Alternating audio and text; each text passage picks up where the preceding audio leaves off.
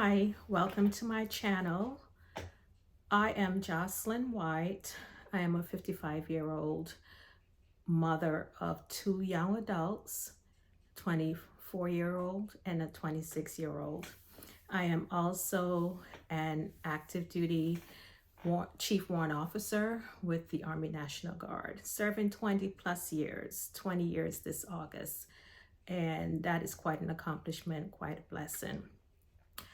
I started this channel because in November 2022, I was diagnosed with stage 4 rectal cancer that metastasized to my liver. When I was told that I had cancer, it was the most devastating thing in my life. I immediately thought that my life was going to end and that no matter what anyone had to say, it would not make a difference. I was preparing to just leave this world. I was preparing to leave my family. I was preparing to leave my children. I was preparing to leave everything. Mentally, I was just devastated. But I will take a step back. I recall in May or June of 2022 having some really bad IBS symptoms. I had never had IBS symptoms before. I had never had IBS issues before. Occasional heartburn, yes, I had that. But to go a little further back, in July of 2021, I had a full hysterectomy. And right away, when I started having the gastrointestinal symptoms, I started Googling. Yeah, I know. Google is not your friend. It's never your friend in this situation. But I immediately started Googling because I didn't want to think that it was going to be anything devastating or anything that I needed to fear. I thought that I would be able to find things that were tied to my hysterectomy. I thought that, if I had blood in my stool, that it was a side effect of having a hysterectomy. Those were the things I was looking for. But to my surprise, I wasn't finding that. I was finding a lot of things like fissures and, anal fissures. I was finding things like hemorrhoids. I was finding so many different things, but on every single page at the end of every list was colon cancer. And I did not want to even think that was a possibility. Not at all. So I had my follow-up for my GYN annual in July of 2023. And mind you, my symptoms of blood in my stool started like around April, May timeframe. And they were so bad that while I was going to work, I would have to run from my vehicle just to get to the bathroom. It was just nonstop. And I just thought that it would go away. I started to just pray that it would go away because that was the only symptom I had. That was the only thing I had. There was nothing else there were no pain. There was nothing else that I can say, oh, I may have cancer. I may have something more serious. I just wanted it to go away. I just wanted to be dismissed, but it wasn't happening. So when I went to get my annual follow-up from my hysterectomy in July, my gynecologist did a rectal exam and she was like, have you been seeing blood in your stool? And I was like, no. I said, I just had some cherries, last couple of days, and it's probably cherries. Here I am again, knowing that this could be something very serious, but I was dismissing it. I didn't want to think that there was anything wrong. And here I am making excuses. And now I know that was the wrong thing, but at the time it felt like the right thing to do. So I spoke with her again, and she recommended that I go and do my colonoscopy. Now, she had recommended that 3 years in a row. Here I am, 55, never had a colonoscopy, didn't think I would need to have a colonoscopy anytime soon. I kept thinking that, I only needed a colonoscopy if there was something deadly wrong, if something showed up in a test, and that's what I needed to do. But I obeyed, and I went ahead and I scheduled a colonoscopy. Colonoscopy was scheduled for November 8th, 2022. I had my girlfriend go with me. The prep, we all know the prep sucks. The prep was horrible. I hated the prep, but I did what I had to do because I wanted it to be over with. So that afternoon, that morning I got up and I started drinking the prep and, doing everything else I had to do, just praying that the time would come.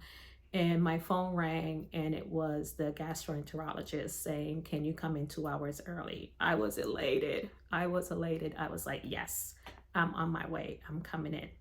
So I went in again, not thinking nothing wrong, thinking that I might have a hemorrhoid, thinking I may have polyps that can just be removed, just thinking, something simple, get the colonoscopy over with, done, home. I went in, it took about 2 hours for the colonoscopy to be complete. And my girlfriend was there with me while the doctor came and was giving me my results. And he started off by telling me I had a polyp in my colon and it was removed. And then he said, "But I saw a mass at your rectosigmoid junction." And it was too big for me to do anything. I took a biopsy and I could see his mouth moving. I can just see his mouth moving. I couldn't hear anything but, "You have cancer, you have cancer, you have cancer." That is all I heard. And I started crying. I just started crying. And he's like, "I did a biopsy," but the next words out of his mouth was not very encouraging because he said, "I'm going to schedule you to see an oncologist." When he said that, right away, I knew that he knew it was cancer. I came home and I cried and I cried and I cried. And my mind was going everywhere. I just couldn't stay still. I was thinking, I got to get my family in order. I got to get my home in order. I got to get my job in order. I was thinking all these things. And while I'm waiting, I'm like, I still need to wait for the biopsy results. I still don't know if I have cancer. So time went by, I went to work, went back to work, and I'm driving into work on the 28th of November, right around that time frame. And I drove into work, drove my car in. Normally I van pool, but I drove my car in because I had an appointment that morning. I can't remember who it was with, but I had an appointment that morning. And I drove in, and as I was driving on the interstate, my phone rang. I answered it, and the person on the line was, "Hi, I am Dr. And is this Miss White?" And I said, "Yes, this is Miss White." And he said, "I got your biopsy results back. You have cancer." Yes, you heard me right. He called on my phone. He asked if it was me. I said it was me. And then he proceeded to tell me I had cancer on the phone. He didn't call me into the office. He didn't ask where I was, if I was okay, if I was alone. He didn't ask any of those things. He just told me on the phone that I had cancer. That was the most devastating thing I could have experienced. Immediately, my eyes swelled with tears. I couldn't see. I was driving. at a high speed. I still couldn't see. Tears are rolling down my face. The first thing I thought of, I need to call my boss. I need to call my major and tell him I cannot come into work. So I called him. I told him, sir, I just received some devastating news. I think I told him what it was, and I have to go home. I exited the next exit, made a U-turn, got back on the interstate to head back to the house. And the entire time I am crying while I am driving. I called my sister, told her she's crying. I called my girlfriend, she's crying at work. I text my boyfriend and say, please call me. I told him, and he's just trying to console me, trying to keep me from crying so that I can make it home. I made it home, and I'm just crying. I'm just crying. I just couldn't think of anything positive at that point. I was just totally devastated. And part of me knew that I had cancer. Part of me didn't want to hear that I had cancer. It's really strange. It's like my mind was telling me that it was cancer all along, but I did not want to hear anyone tell me that. I wanted it to just go away. I wanted to just vanish, poof, be gone. And I know that was not possible. So I had about 2 weeks to wait for the biopsy results. And I recall one day laying in my bed, and I don't know if I was asleep. I don't know if I was just daydreaming, but I remember seeing myself at my funeral. I saw myself laying in a coffin. I saw my friends, my family. I looked around, and I was just looking to see who was there. I looked left, I looked right, and I'm like, what am I doing? And whatever it was woke me, and I got up, and I was like, this needs to stop. I cannot do this. I am not going to die. I am going to survive this. I am going to survive this. And I remember my sister telling me that one of her family friends, her in-law family, told her that I needed to get a prayer closet, set up a prayer closet. Immediately I got up. I got my Bible. I got my towel. I laid my towel out in a part of my master closet, and I got on my knees, and I started to pray, and I cried, and I prayed, and I cried, and I prayed, and I cried, and I prayed, and I cried. And I told God, I said, you have a plan for me. You wrote this story. You know how it's going to end. I trust in you. And whatever it is, I am here, and I will obey, and I will go through each and every ordeal, each and every pain, each and everything I will endure just so that I can beat this and be there at the end. And at that moment, the motto that I have shared on my Instagram, on my Facebook, on my TikTok, the motto, survival starts with you. It is a mindset. That motto came to mind, and I have stuck with that. Survival starts with you. It is a mindset. I had prepared myself while I was waiting for my results, and actually not waiting for my results, but waiting for my first oncology visit. I had prepared myself that I was going to fight it. I had to change my mindset. There was no way I was going to sit around and mope and cry and mope and cry and feel sorry for myself. I was not going to do that. I had always been a fighter. I've been through 3 divorces, 2 to the same guy. I have been through that. I have been through battles, medical, mental. I have been through battles. I have been to Iraq and back safely. I have been through battles. this too was a battle that I was going to fight and I was going to win. It was. And I truly believe that. I remember telling my boyfriend I needed him to come with me to my first oncology appointment. And that was scheduled for the beginning of December. Now, mind you, I had a trip planned with my sister. One of my sisters and I share the same birthday, December 13th.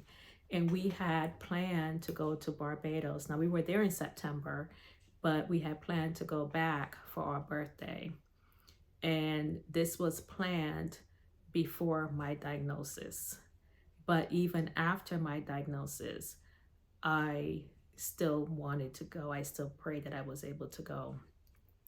And we met with our oncologist, who also was ex-military. He was an ex-flight surgeon with the Air Force and also has served in the National Guard as an enlisted soldier.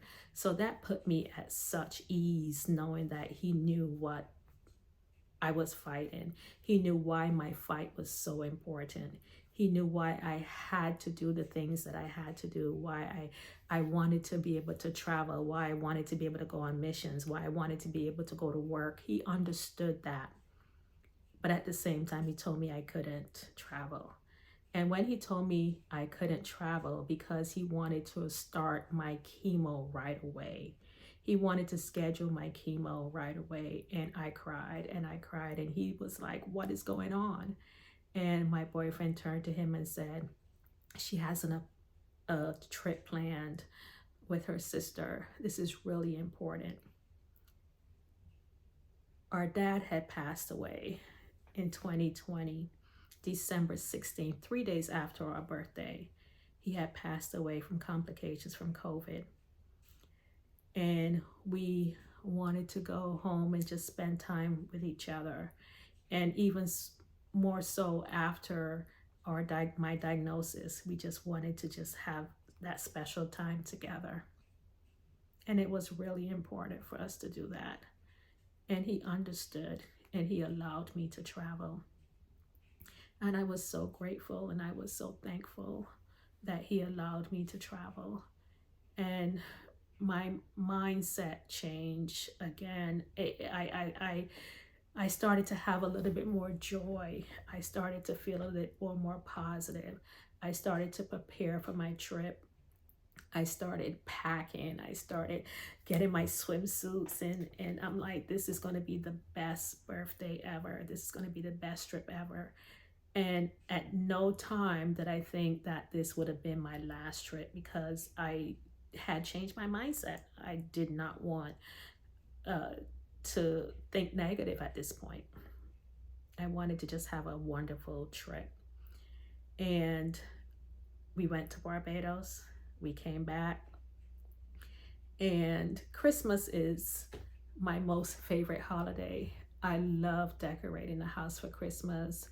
I have a business in which I also decorate for others, and I just love doing it. And I had decorated the house before I went on vacation.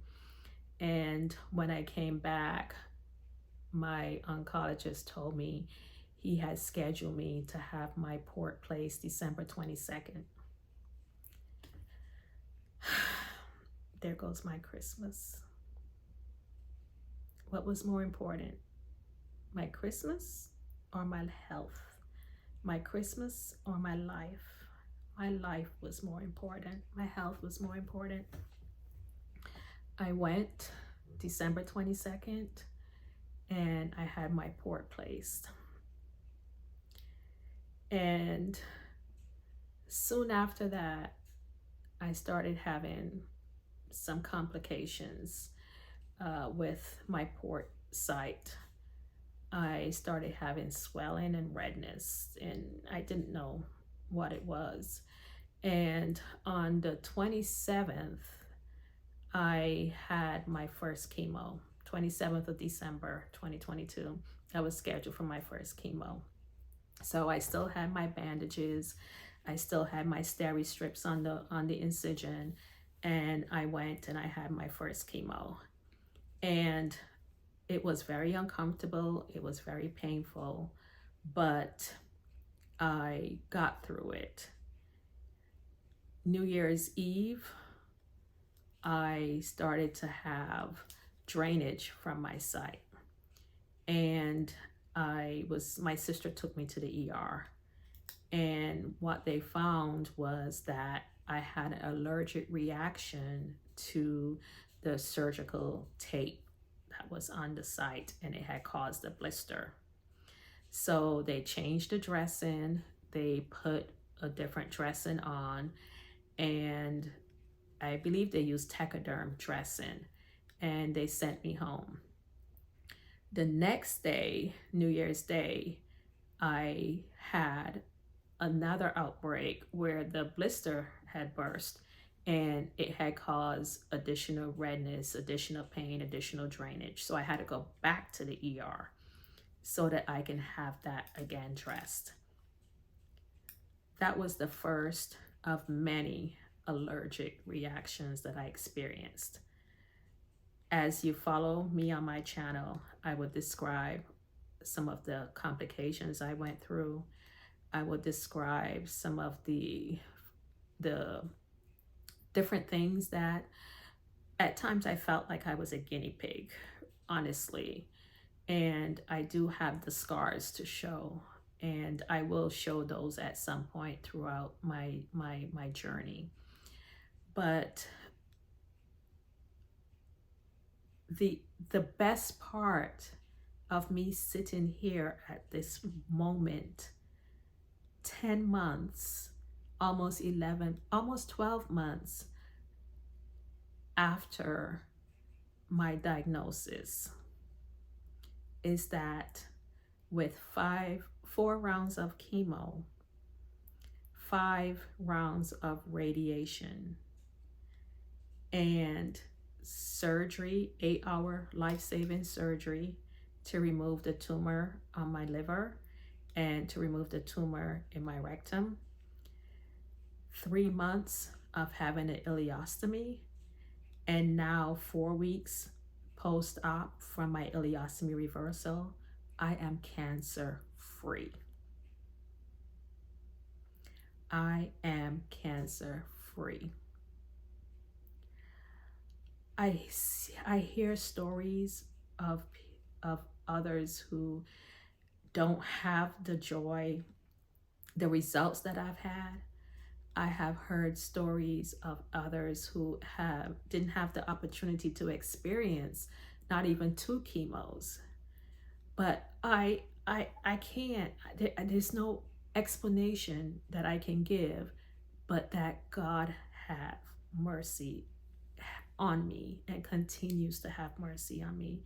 God has a plan for my life, and I believe sitting here and sharing my story with you, hoping to inspire, hoping to encourage you that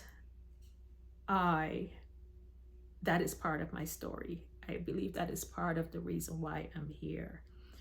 I didn't think of doing a YouTube channel. It's the last thing I thought of doing. I only thought of doing the other social media, which I've done and shared many parts of my journey. But I feel like I just need to talk. Doing reels is okay, and typing and making stories are okay. But I just want to be able to share from my heart, let you know that there are others out there who knows what you're going through. I know what you're going through.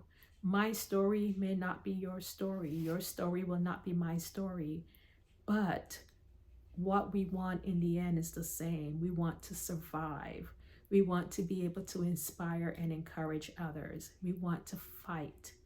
I have fought for over 20 years in the military. I have more fight in me. I will continue to fight. I will continue to fight for my life. I will continue to fight for my family. I will continue to fight for my country. And I know that with God's grace and his mercy and with the support family, the support system that I have, that I will be able to do this. I have awesome doctors, awesome surgeons. I have awesome co-workers and supervisors. My family is the greatest. My children are the best. My boyfriend loves me and he adores me, and he is the biggest support system that I have. I can't ask for anything more than to just give back. Give back while I can. I want you to tune in, subscribe, so that you can follow my journey. I will go back and chronicle the things that I experienced that led me to this point here today, that I can sit here today, almost a year, to tell you that I am cancer free, that I have beat this. I know my journey is not over. Tomorrow I go and I have my labs and I have my port flushed. There are things that I have to continue doing, that I know. I have to continue to eat well. I have to continue to be healthy. I have to continue to exercise. And I believe that being able to do all those in the beginning helped me get through my journey the way I did. There were many obstacles, but I overcame them all. I will describe all of them to you. I will share them with you. I want you to know that with every obstacle, with every battle that I had to fight, I came through a winner. I handled everything like a boss. And I want you to know that you too can do that. I am going to sign off.